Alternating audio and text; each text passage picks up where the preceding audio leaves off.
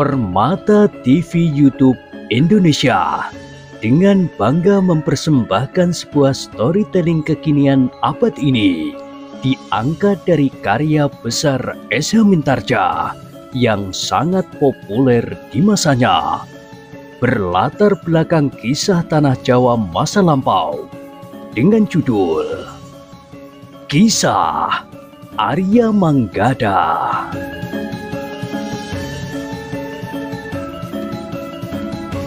Pada kesempatan yang sangat baik ini, kita masuk pada episode yang ke-80.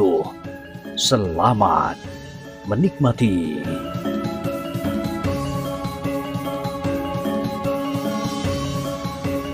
Pada episode sebelumnya telah diceritakan, serangan Laksono demikian kerasnya didorong oleh segenap kekuatannya.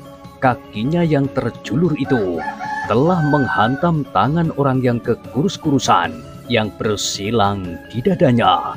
Demikian kerasnya serangan itu, sehingga dorongan kekuatannya yang menghentak pada tangan yang bersilang itu telah menekan dadanya pula. Orang itu pun telah terdorong beberapa langkah surut, bahkan ia pun telah kehilangan keseimbangannya, sehingga terhuyung-huyung menimpa beberapa orang yang berdiri di belakangnya. Namun dengan demikian, orang itu tidak jatuh terlentang di halaman banjar itu. Dengan sigapnya orang itu segera memperbaiki keseimbangannya yang goyah. Sejenak kemudian ia sudah berdiri tegak sambil mengumpat. Namun kemudian mulutnya harus menyeringai menahan sakit. Dadanya serasa menjadi sesak, sedangkan tulang-tulang ikannya bagaikan menjadi retak. "Setan yang licik!" geram orang itu. Tetapi Laksono tidak mau mendengarnya. Ia pun dengan cepat telah menyerang pula. Rambatan juga terkejut melihat serangan Laksono. Ia tidak menduga sama sekali bahwa Laksono itu mampu bergerak demikian cepatnya, dengan mendorong kawannya yang bertubuh kekurus-kurusan itu sehingga kehilangan keseimbangannya. Karena itu, maka dengan cepat Rambatan mempersiapkan dirinya. Ia adalah anak muda yang ditakuti oleh seisi padukuhan itu. Karena itu, maka ia pun dapat bersikap garang pula.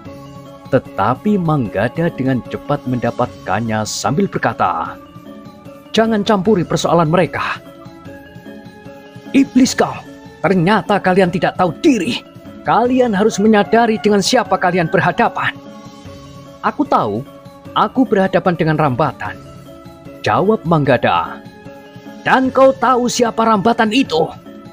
bertanya Rambatan itu lagi. "Tentu, kau adalah anak muda yang disegani di padukuhan ini, sehingga kau seakan-akan dapat berbuat apa saja menurut kehendakmu sendiri. Nah, jika demikian, kenapa kau berani menentang aku?" "Karena aku bukan orang padukuhan ini," jawab Manggada. "Aku datang ke padukuhan ini hanya sekedar untuk menengok kakekku. Karena itu, maka aku tidak terikat oleh keadaan yang berlaku di padukuhan ini, juga keseganan anak-anak muda padukuhan ini terhadapmu. Kau akan menyesal, anak sombong, apalagi jika kau mau tahu siapakah kawanku itu," geram Rambatan. "Siapa?" bertanya Manggada. "Ia datang dari jauh. Ia datang untuk menolongku dari penghinaan orang seperti yang kau sebut Darpati itu. Dan apalagi kau berdua, malam ini kami akan membuat kalian jera. Besok atau lusa, kami akan menghancurkan Darpati." "Siapakah orang itu?" desak Manggada. "Kau tidak perlu tahu lebih banyak, tetapi ia seolah-olah datang dari langit." Manggada termangu-mangu sejenak. Ia sempat melihat bagaimana Laksono bertempur melawan orang yang bertubuh kekurus-kurusan itu. Rambatan yang juga berpaling kepada kawannya yang kekurus-kurusan itu. Sampai terkejut, Laksono telah mendesaknya, sehingga beberapa kali orang itu berloncatan surut. Namun Rambatan pun kemudian membentak kawan-kawannya yang seperti kebingungan menyaksikan pertempuran itu. "Hei, kenapa kau menjadi seperti patung?" Seorang kawannya menjawab, "Bukankah orang itu tidak mau diganggu jika ia sudah mulai bertempur? Persetan, sekarang hancurkan yang satu ini," perintah Rambatan. Kawan-kawan Rambatan itu pun segera bergerak. Namun seperti Laksono, maka Manggada pun tidak mau terlambat. Dengan cepat ia menyerang seorang yang ingin menunjukkan keberaniannya, maju terlalu dekat dengan Manggada. Serangan Manggada pun tidak tanggung-tanggung pula, begitu cepat dan langsung ke sasaran. Dengan dilandasi kekuatannya yang besar, maka kakinya yang telah terlatih itu terjulur langsung menikam arah ulu hati. Anak muda yang dikenai serangan itu mengaduh. Tubuhnya pun kemudian terbanting jatuh terguling di tanah. Namun ia pun kemudian telah berguling-guling sampai memegangi arah ulu hatinya yang bagaikan terkoyak itu. Rambatan yang marah pun menerkamnya. Rasa-rasanya ia ingin meremas leher Manggada yang telah melumpuhkan seorang kawannya. Tetapi Manggada yang terlatih itu tidak mudah untuk disentuhnya. Karena itu, maka tangannya sama sekali tidak mengenai sasaran. Sementara itu Manggada pun telah berloncatan di antara beberapa orang lawannya. Kakinya yang terayun mendatar telah menyambar seorang lagi di antara kawan-kawan Rambatan. Orang itu masih berusaha menahan ayunan kaki Manggada dengan tangannya, tetapi ayunan kaki itu demikian kerasnya, sehingga tangan orang itu justru bagaikan dihentakkan dengan sangat kerasnya, sehingga tulangnya serasa menjadi retak. Orang itu mengaduh tertahan. Ia pun meloncat beberapa langkah surut sambil memegangi sebelah tangannya dengan tangannya yang lain. Rambatan memang menjadi semakin marah, tetapi Manggada pun tidak ingin bertempur terlalu lama. Ia pun segera berloncatan, kaki dan tangannya menyambar-nyambar seperti burung sikatan. Kawan-kawan Rambatan pun seakan-akan telah kehilangan kesempatan melawan. Ketika mereka melawan Darpati, mereka tidak tahu apa yang terjadi atas diri mereka. Yang mereka ketahui adalah bahwa mereka telah terlempar dan kesakitan. Namun melawan Manggada mereka juga tidak mempunyai kesempatan untuk membalas serangan-serangan yang datang beruntun. Bahkan Rambatan pun kemudian menjadi bingung ketika kedua tangan Manggada telah mengenai kedua sisi pelipisnya hampir bersamaan.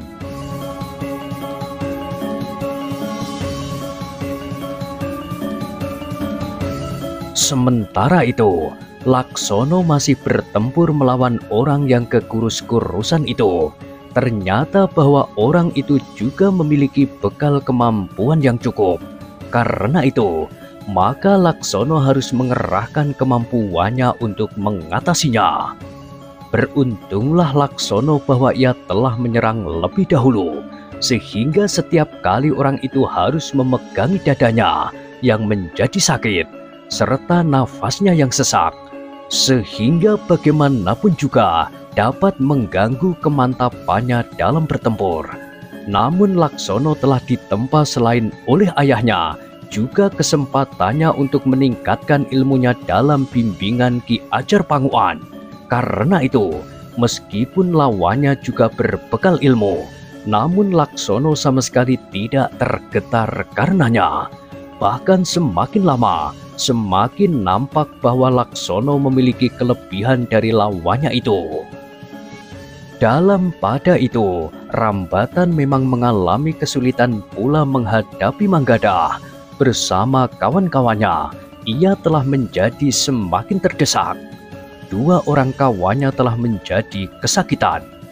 Kemudian Rambatan telah beberapa kali dikenai oleh serangan-serangan Manggada. Kemampuannya mulai disengat oleh perasaan nyeri. Bahkan kemudian bahunya pun telah kesakitan pula. Sedangkan serangan-serangan Manggada semakin lama justru menjadi semakin cepat. Meskipun tidak segarang Darpati, namun Manggada ternyata memang tidak mudah dikuasai oleh Rambatan dan kawan-kawannya. Bahkan seorang lagi telah terlempar dari perkelahian itu dan terdorong jatuh, menimpa sebatang pohon di halaman Banjar lama itu, sehingga kepalanya menjadi sangat pening. Ketika ia mencoba untuk bangkit, ternyata halaman Banjar itu rasa-rasanya menjadi berputar. Karena itu, maka orang itu pun telah menjatuhkan dirinya dan duduk sambil menyembunyikan wajahnya di belakang kedua tangannya. Namun bumi tempat ia duduk itu pun rasa-rasanya masih saja berputar.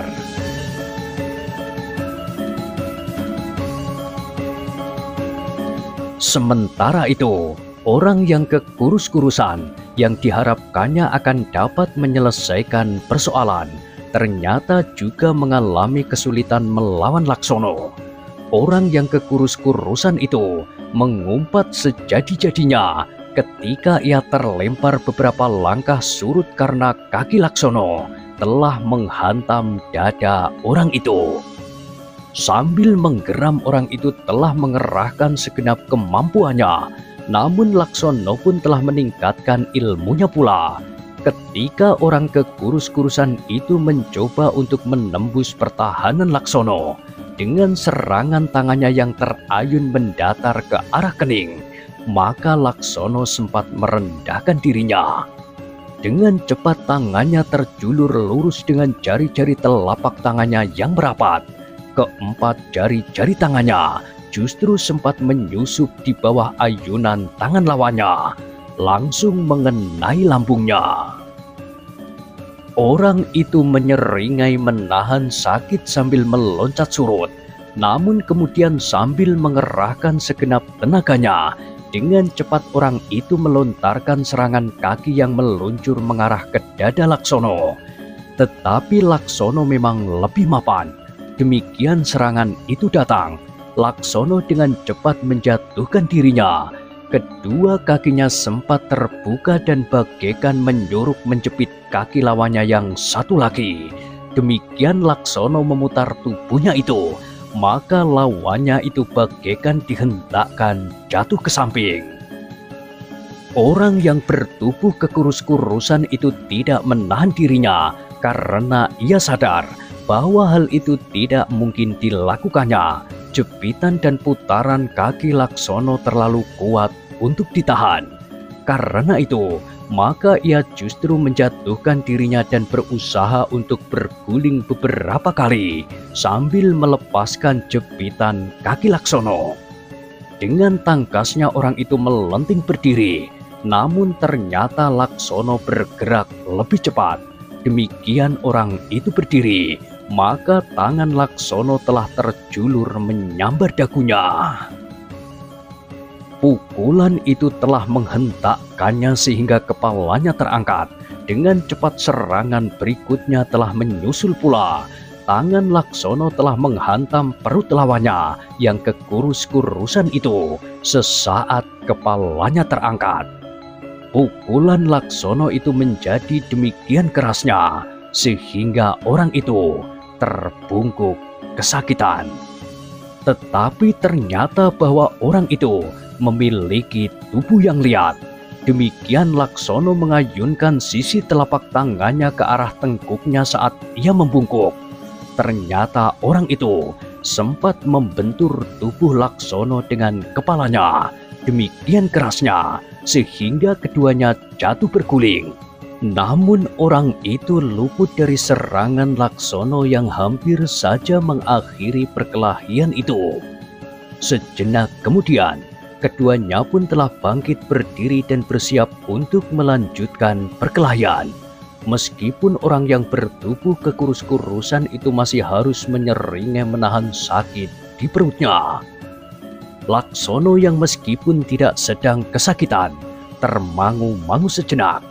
Ternyata lawannya memiliki daya tahan yang luar biasa.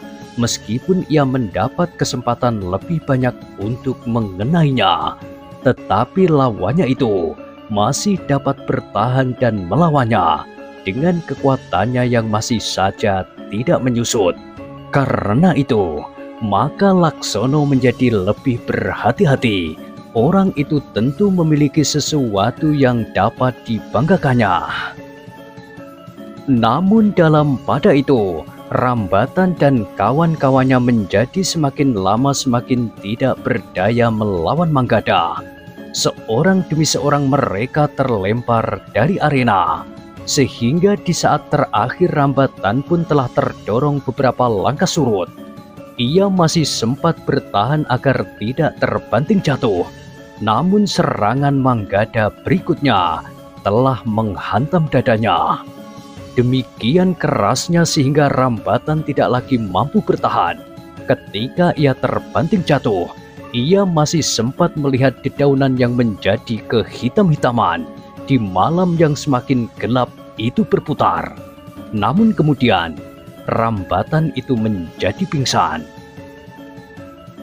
Ketika Rambatan kemudian kehilangan kesadarannya, Manggada telah meninggalkannya. Seperti Laksono, maka Manggada pun berkesimpulan bahwa orang yang bertubuh kekurus-kurusan itu ternyata memiliki ketahanan tubuh yang sangat tinggi.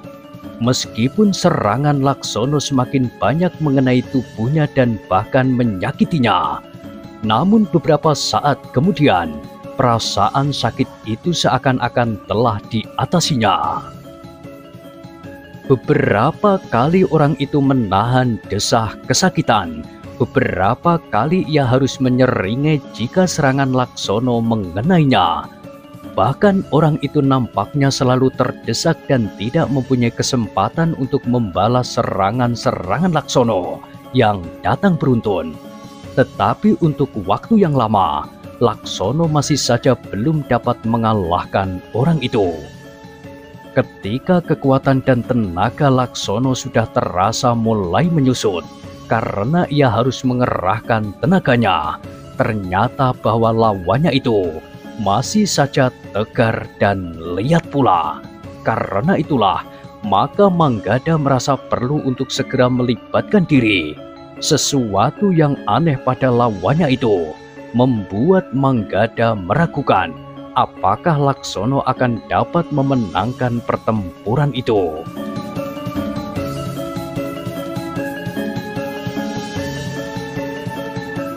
Orang yang bertubuh kekurus-kurusan itu memang menjadi gelisah ketika ia melihat Rambatan dan kawan-kawannya menjadi tidak berdaya sama sekali. Bahkan Rambatan sendiri telah menjadi pingsan. Ia sudah menduga bahwa anak muda yang seorang lagi tentu akan ikut berkelahi melawannya. Sebenarnya lah, sejenak kemudian, maka orang itu harus bertempur melawan Laksono dan Manggada, dua orang anak muda yang telah memiliki dasar-dasar kemampuan olah kanuragan. Ternyata orang yang kekurus-kurusan itu memang menjadi semakin sulit. Tetapi semakin lama tubuhnya seakan-akan menjadi semakin liat. Sekali-sekali orang itu mengadu dan menyeringai menahan sakit. Namun kemudian, ia telah bertempur lagi dengan garangnya. Bahkan sekali-sekali orang itu dengan sengaja telah membentur serangan Manggada atau Laksono. Meskipun orang itu terlempar dan terguling jatuh, namun ia pun cepat bangkit dan bersiap melanjutkan pertempuran. Sesaat terdengar ia masih mengeluh atau mengurut pinggangnya yang kesakitan. Namun setelah ia berloncatan lagi, maka perasaan sakit itu, rasa-rasanya telah hilang. Orang yang kekurus-kurusan itu telah melupakan perasaan sakitnya yang terdahulu ketika serangan Manggada dan Laksono yang kemudian mengenainya lagi. Namun bagaimanapun juga, melawan kedua orang anak muda yang mempunyai landasan ilmu yang semakin mapan itu pun memang terlalu berat baginya.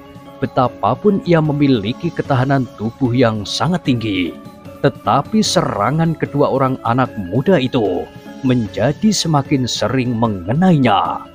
Seperti Manggada dan Laksono yang menjadi heran karena lawan mereka yang memiliki daya tahan tubuh yang sangat tinggi itu, maka orang yang kekurus-kurusan itu pun merasa heran bahwa tenaga dan kemampuan kedua anak muda itu juga tidak segera terasa menyusut.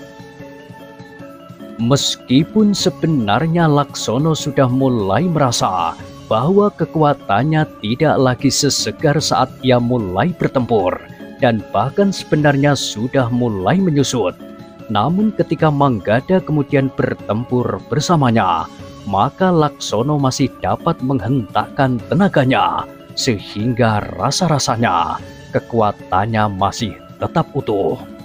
Dengan demikian, maka orang yang bertubuh kekurus-kurusan itu harus menyadari kenyataan yang dihadapinya. Bagaimanapun juga, agaknya terlalu berat baginya untuk melawan kedua orang anak muda itu. Karena itu, maka orang yang bertubuh tinggi kekurus-kurusan itu tidak ingin memaksa diri untuk melawan kedua orang anak muda yang sebelumnya disangka tidak akan dapat melawannya bersama dengan Rambatan dan kawan-kawannya. Rambatan dan kawan-kawannya diharap dapat menguasai seorang di antara kedua orang anak muda itu. Kemudian orang yang bertubuh tinggi kekurus-kurusan itu akan menguasai seorang yang lain. Namun ternyata Rambatan dan kawan-kawannya menjadi tidak berdaya. Karena itu, maka orang itu pun telah mengambil satu keputusan untuk meninggalkan perkelahian itu. Ia merasa bahwa ia tidak akan berhasil untuk sementara itu. Persoalannya justru akan dapat mengembang seandainya kedua orang itu kemudian dapat menguasainya. Maka ketika ia kemudian mendapat kesempatan, orang yang bertubuh kekurus-kurusan itu telah mempergunakannya sebaik-baiknya. Dengan cepat orang itu pun segera meloncat ke dalam gelap. Ketika itu ia melenting hinggap di atas dinding halaman banjar tua itu, kemudian dengan cepat meluncur seperti terbang, turun dalam bayangan pepohonan di luar dinding banjar. Manggada dan Laksono memang mengejarnya, tetapi ketika keduanya meloncat turun pula di luar dinding halaman, mereka seakan-akan telah kehilangan jejak. Orang yang bertubuh kekurus-kurusan itu sudah tidak nampak lagi. Manggada dan Laksono saling berpandangan sejenak, namun kemudian keduanya telah meloncati dinding itu dan kembali memasuki halaman banjar. Di halaman itu masih terbaring Rambatan yang pingsan, serta beberapa orang yang kesakitan. Ketika Manggada dan Laksono mendekati Rambatan yang masih terbaring, ternyata ia sudah mulai menyadari keadaannya. Perlahan-lahan matanya mulai terbuka. Di bawah cahaya lampu minyak di pendopo banjar yang berkeredipan di tiup angin, Rambatan nampak menahan sakit di tubuhnya. Rambatan! Laksono mengguncang tubuh yang mulai bergerak itu. Wajah Rambatan justru menjadi pucat ketika ia melihat Laksono berdiri di sebelahnya. Bangun! Perintah Laksono. Cepat, aku ingin bicara. Rambatan memang menjadi ketakutan, apalagi ketika ia melihat Manggada yang menatapnya dengan tajamnya. Bahkan Manggada itu pun kemudian berkata pula, "Bangunlah, kita akan berbicara atau kita harus berkelahi lagi." "Tidak, aku tidak ingin berkelahi lagi," jawab Rambatan yang menjadi ketakutan. "Bagus," jawab Manggada. "Jika demikian, marilah kita akan naik ke pendopo. Kita akan berbicara." Apa yang akan kita bicarakan?" bertanya Rambatan. "Apa saja, kau harus menjawab pertanyaan-pertanyaanku." Jawab Laksono. Apa yang akan kau tanyakan? Bertanya Rambatan pula. Sekarang ikut naik, atau kita akan berkelahi. Kami berdua, kau seorang diri, karena kawan-kawanmu masih kesakitan. Rambatan sempat memandang berkeliling. Kawan-kawannya sama sekali tidak dapat berbuat apa-apa. Meskipun mereka sudah duduk, tetapi mereka rasa-rasanya sulit untuk bangkit berdiri.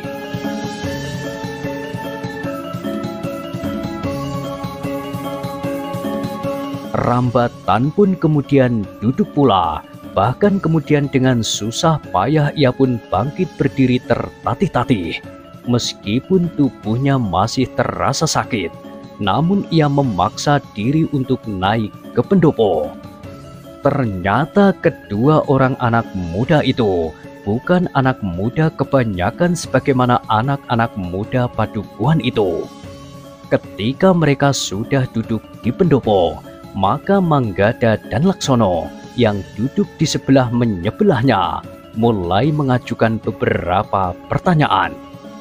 Dengan suara bergetar, Rambatan mencoba menjawab pertanyaan-pertanyaan Manggada dan Laksono. Aku tidak percaya jika kau belum mengenal orang itu tadi sebelumnya. Geram Laksono. Benar, aku belum mengenalnya. Jawab Rambatan. Jika ia belum mengenalmu, kenapa ia bersedia membantumu? Desak Manggada. Ia datang kepadaku dan menawarkan bantuannya. Jawab Rambatan. Wajahnya menjadi semakin pucat, sedangkan keringat dingin membasahi punggungnya. Kau jangan berbohong. Geram Manggada. Kau tahu bahwa aku dapat memilin lehermu. Kawan-kawanmu tidak akan berani membantumu. Sementara orang yang kau anggap akan dapat menyelesaikan dendammu itu sudah melarikan diri. Wajah Rambatan menjadi semakin pucat. Dengan suara yang terbata-bata Rambatan menjawab. Aku tidak berbohong. Aku berkata sebenarnya. Jika demikian, ceritakan kepadaku. Bagaimana terjadi bahwa orang itu bersedia membantumu sehingga kau bawa orang itu kemari? Desak Laksono. Rambatan memang menjadi sangat ragu-ragu, tetapi ketika Laksono memegang pergelangan tangannya, maka Rambatan yang disegani oleh orang-orang sepadukuhan itu terpaksa bercerita tentang orang yang kekurus-kurusan itu. Tanpa aku ketahui asal-usulnya, maka ia datang kepadaku. Begitu tiba-tiba, ia menawarkan jasa baiknya. Jika aku ingin membalas dendam, aku sudah mengatakan kepadanya bahwa aku mendendam kepada Darpati. Tetapi orang itu justru menunjuk kalian berdua merupakan bagian dari sasaran dendamku. Sementara itu, aku tidak akan dapat mencari di mana Darpati tinggal. Berkata Rambatan. Apakah orang itu mengenal Darpati? Apakah ia tahu apa yang telah terjadi di Bulak saat kau mencegat Winnie? Apa pula yang diketahuinya tentang kami berdua? Bertanya Manggada. Tidak banyak yang diketahuinya, selain bahwa kalian harus mendapat sedikit peringatan atas tingkah laku kalian. Jawab Rambatan. Tingkah laku yang mana? Desak Laksono. Orang itu tidak mengatakannya. Jawab Rambatan. Dan kau lakukan apa yang dikatakannya, seperti korban yang dicocok hidungnya. Bertanya Manggada. Bukan maksudku. Jawab Rambatan. Omong kosong. Kau memang mempunyai kebiasaan buruk. Kau mempunyai kesenangan berkelahi dan menyakiti hati orang lain. Menyakiti tubuhnya, tetapi juga menyakiti hatinya. Geram Laksono yang kemudian mengguncang tubuh Rambatan sambil berkata selanjutnya. Katakan, siapa nama orang itu? Rambatan menjadi semakin ketakutan, tetapi kemudian ia memberanikan diri untuk menjawab. Aku tidak tahu. Setan kau! Laksono menjadi marah. Lalu apa yang kau ketahui, Apakah aku harus mencekikmu? Benar, aku tidak tahu namanya. Bukan hanya suara Rambatan yang bergetar, tetapi tubuhnya juga mulai gemetar. Jadi kau benar-benar tidak tahu apa-apa tentang orang itu? Atau demikian pandainya kau berbohong? Bentak Laksono. Aku benar-benar tidak tahu. Jawab Rambatan hampir menangis karena ketakutan.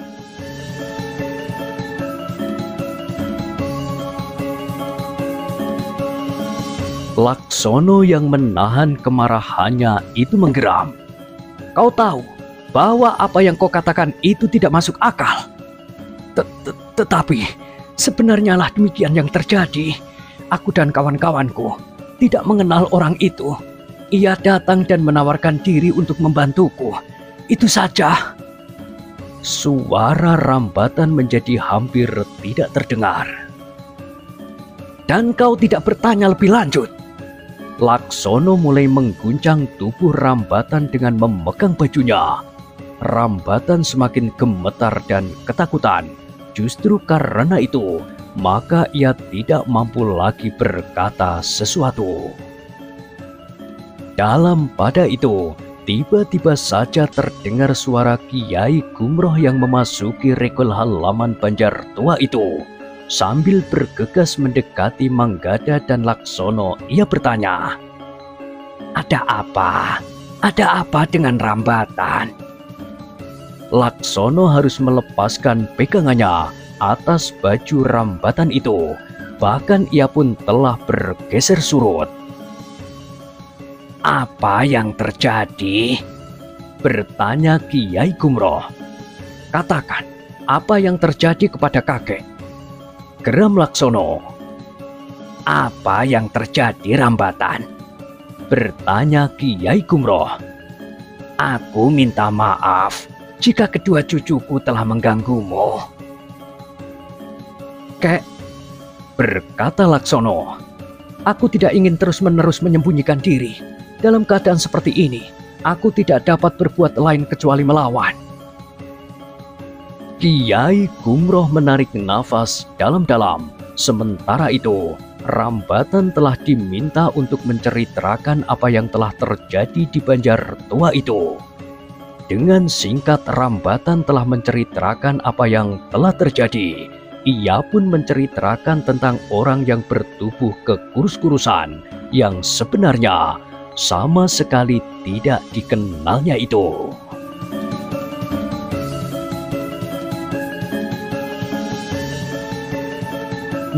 Nah, bagaimanakah kisah selanjutnya? Silahkan ikuti terus kisah Arya Manggada pada episode berikutnya. Sampai jumpa.